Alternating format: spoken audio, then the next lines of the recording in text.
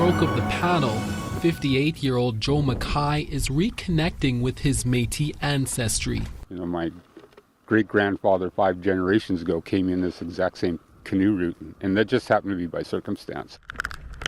Mackay is traveling for more than 7,000 kilometers by kayak. It's like that book. It's the best of times and it's the worst of times. He began his journey from his home in Banff on May 1st and hopes to reach Montreal by the end of October, paddling on average 12 hours a day.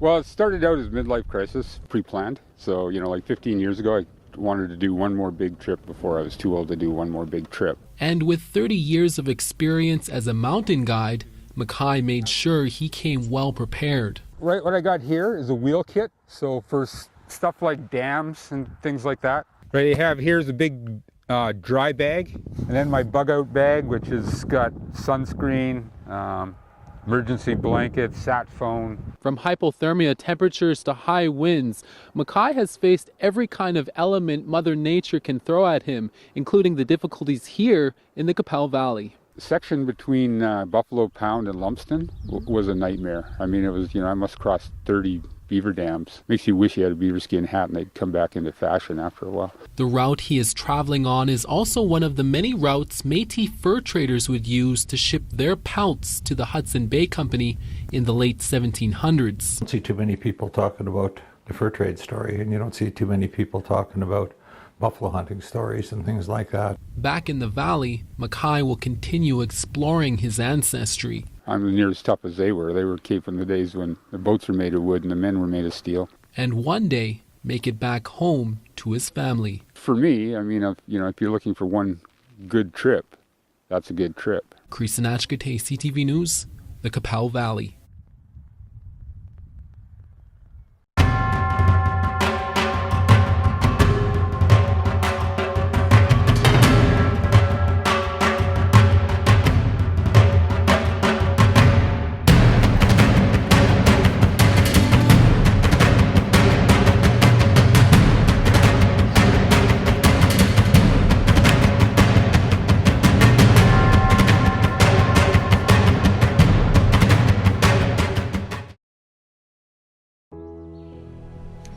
Well, it's Canada Day, and I find myself about 5 miles short of Selkirk, Manitoba. If anybody knows their history, they'll know about the Selkirk settlers in Hudson's Bay. And behind me here is the Red River.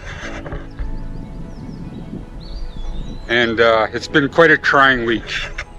I had 8 days, it could be 9 days ago, I got Giardia or E. coli, I'm not sure which, probably E. coli, and was in a muddy farmer's field, and by the time I got out of there I was in pretty bad shape.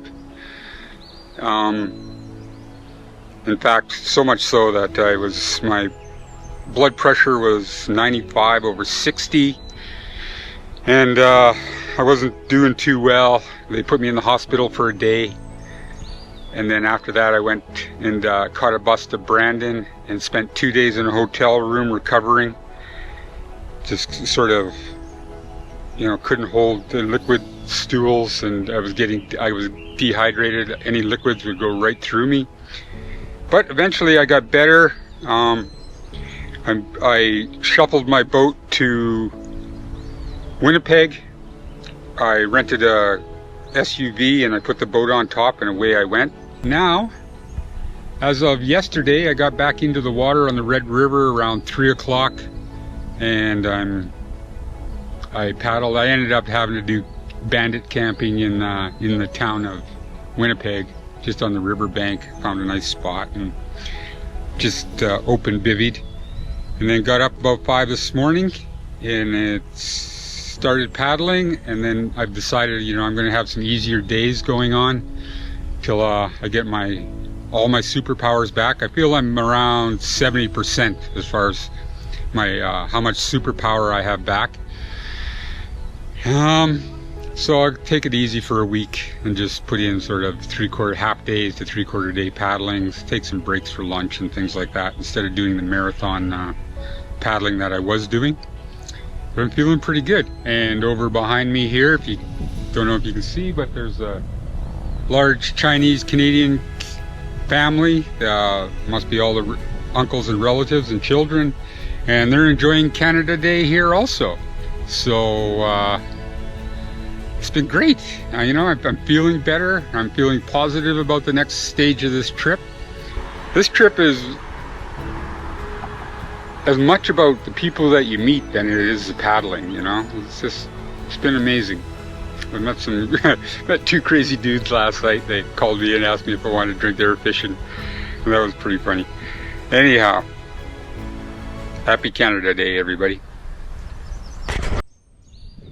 So get this, we're gonna go through a lock and drop 20 feet at St. Andrew's Lock and Dam. So this is it here. Let's go find out what this is all about. So there's the lock, I take it. So this is it.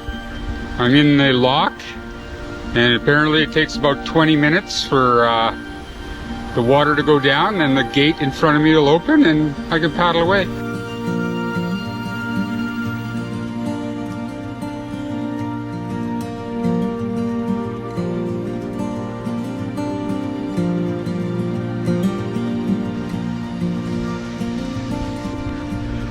That's so awesome. That's way better than what I was going to do.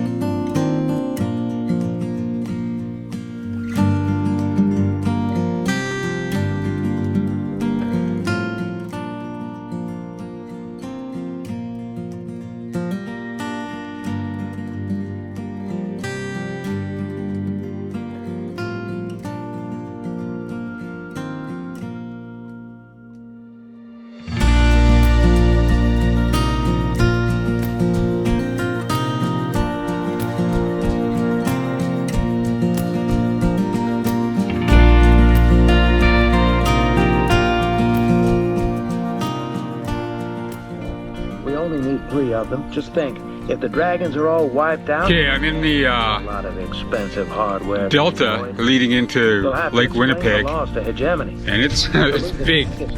The bill for this campaign must be pretty high already. You want me to risk 3 lifts? Somewhere out there Save your sorry is the ass. East Channel, That's it. and I got to get to that East Channel and then into Lake Winnipeg. I got a slight headwind. Never had There it is, Lake Winnipeg. his hand and I shook it for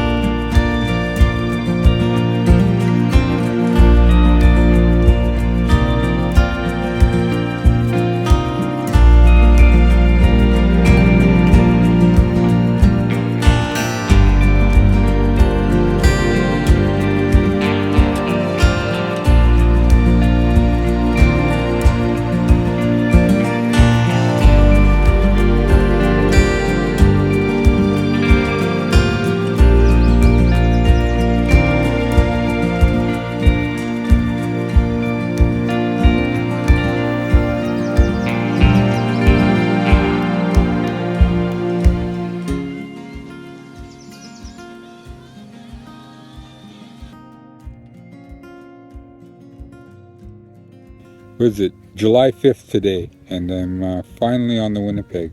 An entire month behind where I thought I was going to be. Oh well. Winnipeg River. Awesome. Paddling against the current was a new kind of suffering. I mean, I had anticipated it, but it was pretty relentless. You know, the fur traders did it, so I figured, what, with modern gear, I'd have no problem. I was wrong, man. I was like dead wrong. And it was a problem that I had to solve pretty much every single day. And then there are the dams. There have been 8 dams added to the Winnipeg River, even in the very remote parts of it. And these obstacles, they don't negotiate, so I had to work my way around each of those. I just finished portaging my 4th one when I limped into Lac de Bonnet, a small isolated town clinging to the banks of the Winnipeg River. And funny thing, this is where things get strange. So I drag my boat up onto the beach and crawl out, and there's an older gentleman watching his grandson playing near the water, kind of keeping a quiet eye on the boy against the pull of the current. And we started talking. When he finds out what I'm doing, he stops, kind of looks at me, and then inquisitively asks, do you have the map? I had no idea what the map was. I had my 1 to 50,000th topos, which were necessary, but the map, no idea. Well, it turns out a ranger, who was also a cartographer, had spent years documenting this river. Like every secret she holds, every camp, every ghost. But the map had been out of print for years. It was unavailable, virtually just gone. Except, this old gentleman, he's the local museum curator. And there's a copy in a dusting filing cabinet at the museum. So he pulls out what might be like the last flip phone on the planet. The last one I ever saw. And he calls an assistant and has it brought down to the beach. And the map was detailed, like with handwritten notes on campsites, historical events marked at specific bends in the river, And at this point, I was exhausted, mentally and physically. The last few days have been rough, maybe the roughest of the trip. But as I photographed each page and scanned the details, there was something like, it stopped me cold. There on the map, up in the corner, left-hand corner, was be my 4th great-grandfather's name, John Mackay, and documenting a 5-day trip to the Red River District, probably coming in from Albany or one of the other posts en route to what is now Winnipeg. So, it was like, I don't even know how to, it was just like, at this point it kind of perked up my spirits, and I looked down the river and I thought, you know what, I'm not alone on this journey, right? And I'm not a man who believes in ghosts, but I'll tell you this, John Mackay never stopped paddling this river. Of that,